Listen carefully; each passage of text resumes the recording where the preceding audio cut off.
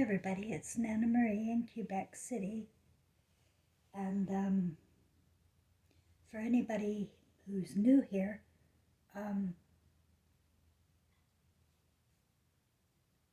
I've been very sick. I have myocarditis and I have rheumatoid arthritis. It's extremely painful and it weakens me. So I can't do as many videos as I used to on the subject of soul recovery. But this is just my body that is sick.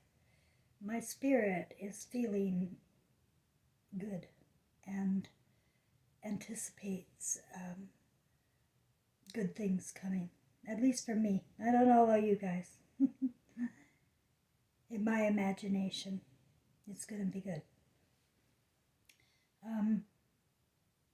That's what I wanted to talk about. The imagination is ego. Let's say who we are before we're born. Our spirits, right? We're just consciousness of love. It's the only thing. Consciousness of love and light. And we have the opportunity to be born into a human body and explore the human senses. So we get born, but there's been a system in place for, I'm guessing, I throw this number out there, 2,700 years. Since scripture really began, which is hypnosis. It's a story that people walk into and you adapt it as part of your being. You're not going to argue with God, right? But what you don't realize is that somebody else is speaking for God, for you, and giving you information for your imagination to run with. Our consciousness is love, and we are full of empathy and compassion. And this system that's been put in place for 2,700 years counts on that. I see it all the time in social media. Just one sob story out there, and 100,000 people will line up and pour their emotions onto this story. And they literally cry and send money. And they just don't have a clue who these people are. But as long as they have a good story, why not? And then now, with Hollywood, it's the last 120 years or so, our brains have been neuro-linguistically programmed to form imaginations for Satan, really. It's not just in Hollywood, it's in our education. I mean, my God, I remember. What a nightmare. I don't know if you were already dead and gone by then, by grade 1 or 2, but there I was in the second year of my grade 2, because I failed grade 2. I failed grade 2. And there I was in this second grade 2, taller than everybody else, and the teacher had us all stand up and sing a song. I think it was by the Carpenters. And it was called Sing. Sing a song. Make it simple to last the whole life long. Don't worry if it's not good enough for anyone else to hear. Just sing. Sing a song. And it was in my severe depression and tears streaming down my face with that song. I look back at that moment now and see it as a pivotal moment.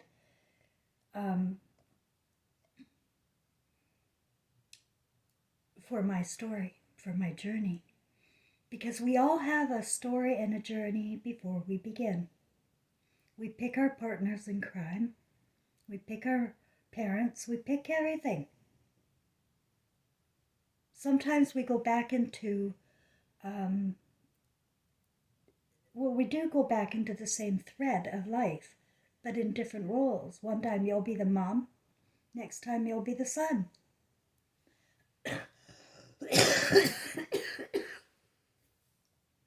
It's just a matter of getting in these human bodies to play with our human senses. But our imaginations are trapped here. And the consciousness, I call it two consciousnesses. We have the consciousness of love, and that's all we are. Full of compassion and empathy, and we want everybody to succeed. And we just feel better when we're in joy and laughing. That's who we are. Get born, and our parents and grandparents are already well neuro-linguistically programmed to instill the fear of God in you. And so now you're gone. And you may not make the same crimes or sins as your parents, but you'll have your own. That's why people think they can judge their parents or their children. No, you can't.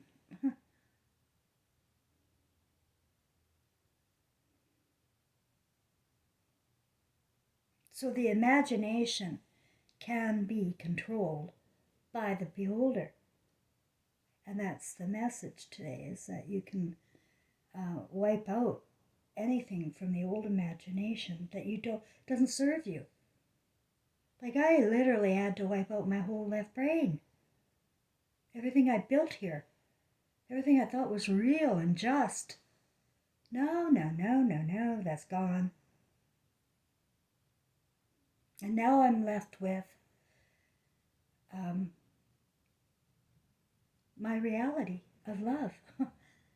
my spirit of love, and my knowing and all-knowing of all of us, of being Christ flames.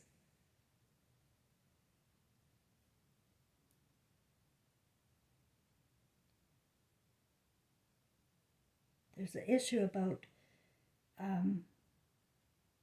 secrets that I have to talk about. And I have to talk about my own family. Because that's all I've got, is this family who abandoned me.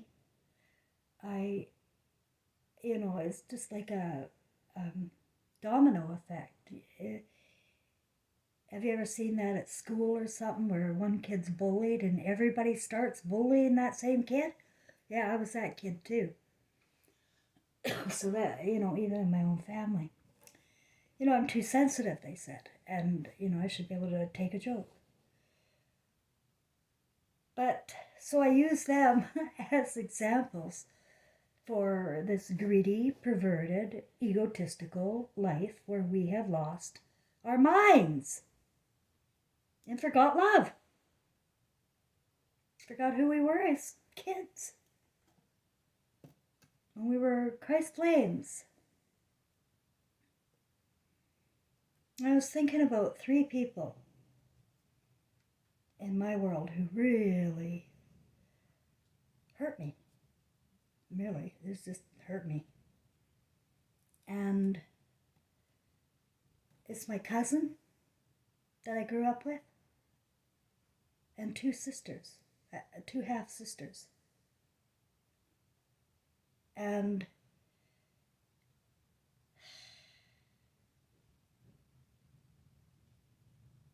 I did some meditation on the cousin. I just couldn't figure her out because we were so close until around the age 12, 13, 14. And that's when, things change. And I started smoking. And she lived up in, the Highlands there. She lived in luxury houses in North Vancouver. She was doing very well as an only child. She had everything. And I would go and spend weekends there, and it was always a joy. Until later on, when um, I started smoking at 13. And this time, one time, Debbie took my package of Craven A cigarettes and took them out to her mountainous backyard and threw them over a cliff. And told me I shouldn't smoke. But that was her way of telling me. And so that was kind of a clue of what she'd turn into, right? Because I don't know if you guys know this or not, but we've been smoking all along. Yeah, tobacco. It's a poison blocker. And it's very spiritual too. But you know what?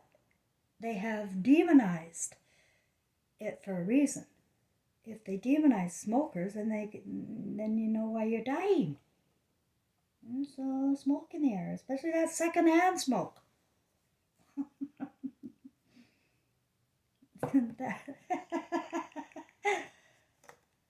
And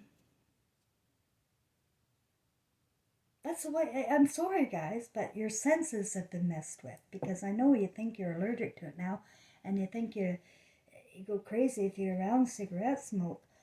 That's your senses that have been played with. Same with vegans. I'm sorry, I'm going to lose subscribers again. Whatever, I don't need you here, vegans. You're too full of fucking fear. I do know the animals are tortured, okay? I'm not blind. And I don't like meat. I really don't. Because our animals are being tortured. But, yeah, we eat meat. But they're so judgy too, right? They're so superior because they don't eat meat. And non-smokers. Oh my God. They are so, it's an ego trip for them. And they're handed in a silver platter by the media. Here, go beat up these guys, the smokers. Go beat up this other group over here.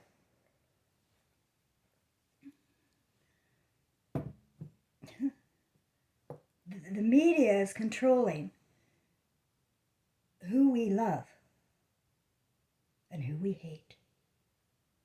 And our own imaginations are blank, like they're dark, right? Because they're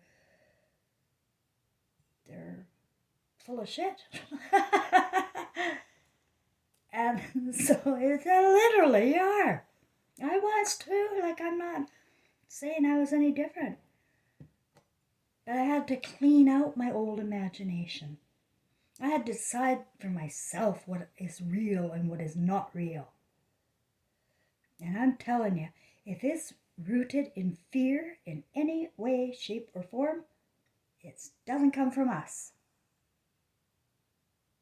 It can ruin your lives over and over and over and over again. You can repeat history over and over and over again. But nothing's going to happen to you. You're not going to ever be able to wipe yourself out. Ever.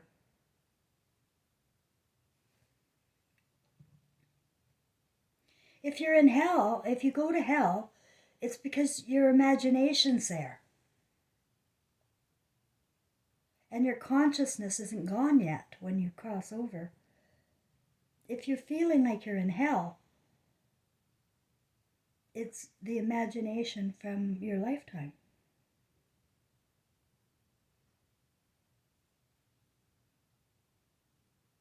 But for the majority of people that have expressed their their near-death experiences, for the most part, they feel that Christ flame immediately.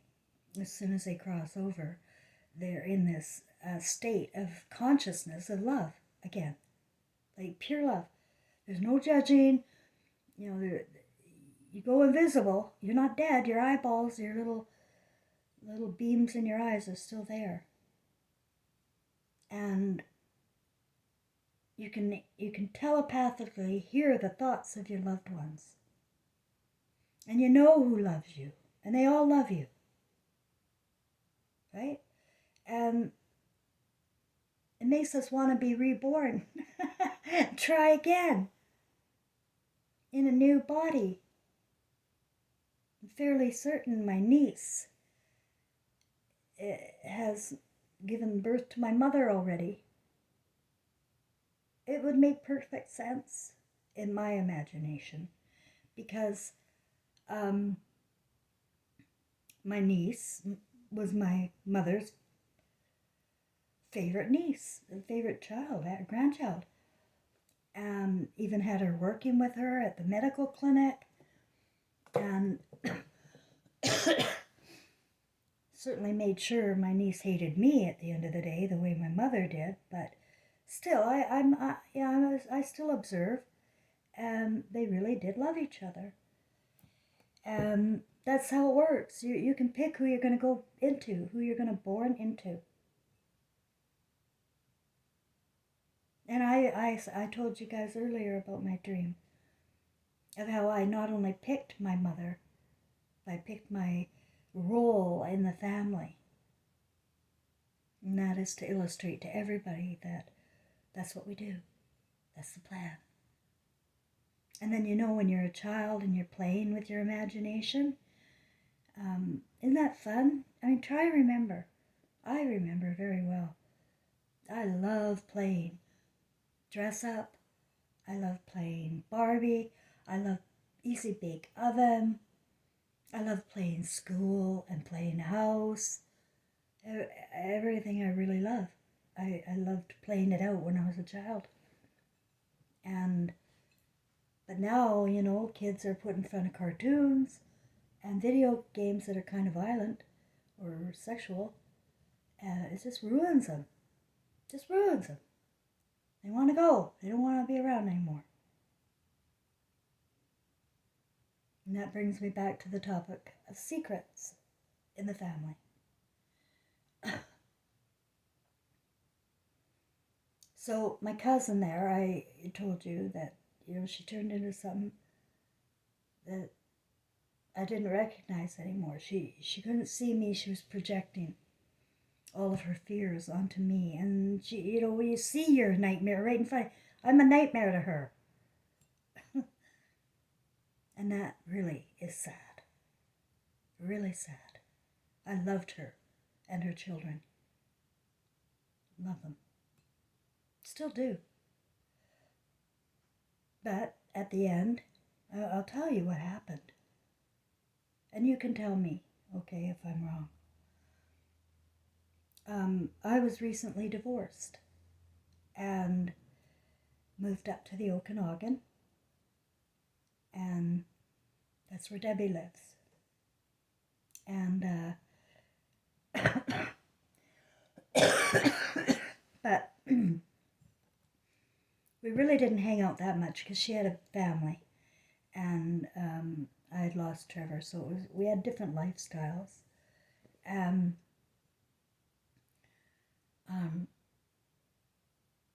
Oh, sorry, I've got to go back to my 18th birthday when she accused me of stealing earrings. Her earrings, she accused me of stealing earrings. And I never got over that, but I thought I did. That is who she became. And then this time when I moved up there, it was just me and a bunch of people going down to the lake for hot dogs and beers or whatever. And some friends of mine from Vancouver were coming up and camping there. Rhonda. And I hadn't seen Rhonda in a long time. I used to work with her. And I invited Debbie to come, my cousin. And so she insisted on just taking her car. And I thought, well, okay. I don't like that because she's so controlling. But okay, we'll take her car. Well, it wasn't 10 o'clock. Barely dark. When she suddenly got up and said, well, I gotta go. I gotta pick up Michelle and take her home. Her daughter was 17. I said, what? You gotta take your daughter home? And she just said, yeah, that's it. And something in me, like, I don't know, maybe 20 years of a bad marriage and my kid being dead and everything. I don't know what happened, but I got in her car. We got up to Tim Hortons. I went in and got us a coffee. And as I'm walking out to her car, she's standing by her car. I threw the coffee at her. Yes, I did. And it was terrible. You don't do that. You throw coffee. It didn't burn anything, didn't hurt anything. But that happened. Now the next day, I am just full of shame, full of guilt. That's the way these guys want it. The narcissists. They want you in this fear and shame and guilt and you owe me type of thing all the time. And so I phoned her right away. I said, listen, I am so sorry. That was so wrong of me. Because I am emotionally intelligent. I'm not off the wall crazy person. And I just wanted to let her know I was really sorry that had happened. Could she forgive me? I said. And you know what she did? She said no. And she hung up. And then she spread rumors about me. That's my cousin.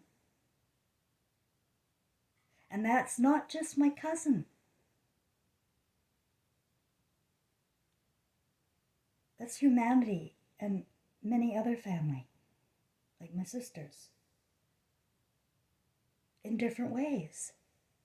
They have found an imagination that makes it okay to either take advantage of, be greedy, or perverted, or whatever, and forget all about love in your own family. How are you going to build a consciousness of love here if we don't use it? We can't.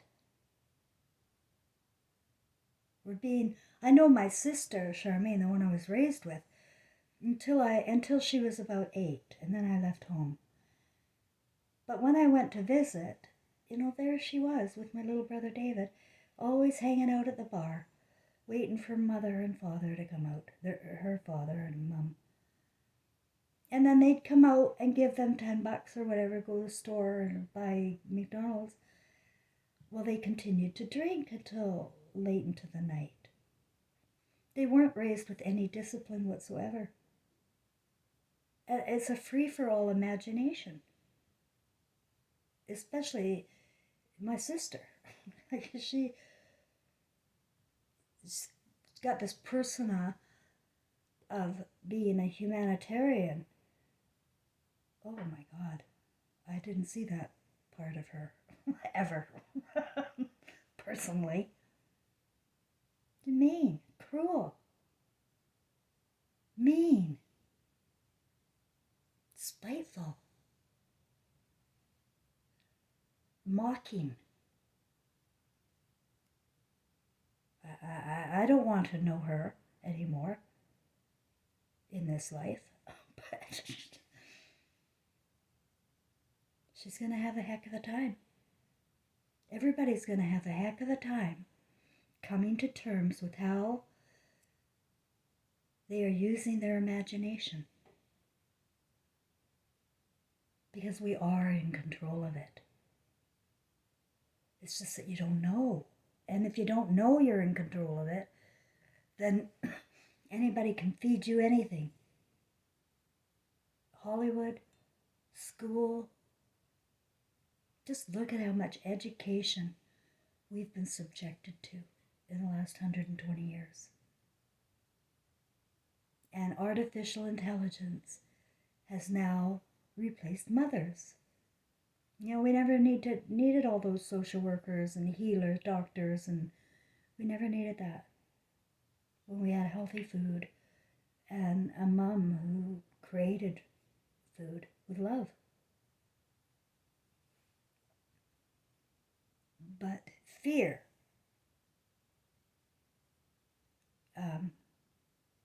gets in the way.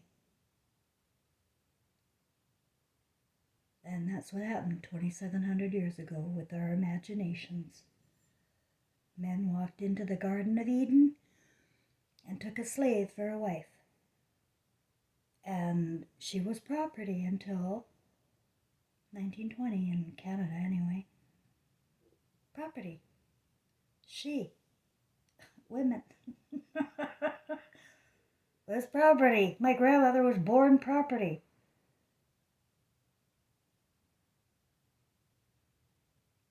But now we all are. Now the tides have changed. And they got, they got men, and now they got everybody. In the imagination, you can be free to empty out your imagination of anything that doesn't serve you. And you have to know fantasies matter, okay? That's part of your imagination. And it's a deeper rooted part. And so working on your imagination can be done in meditation, where you empty out your mind, build a new garden.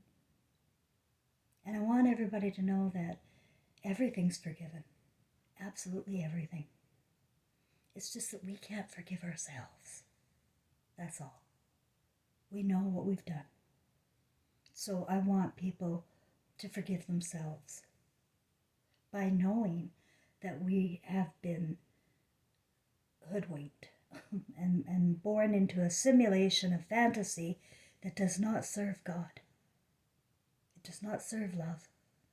It does not serve our children or their imaginations. Thanks, everybody.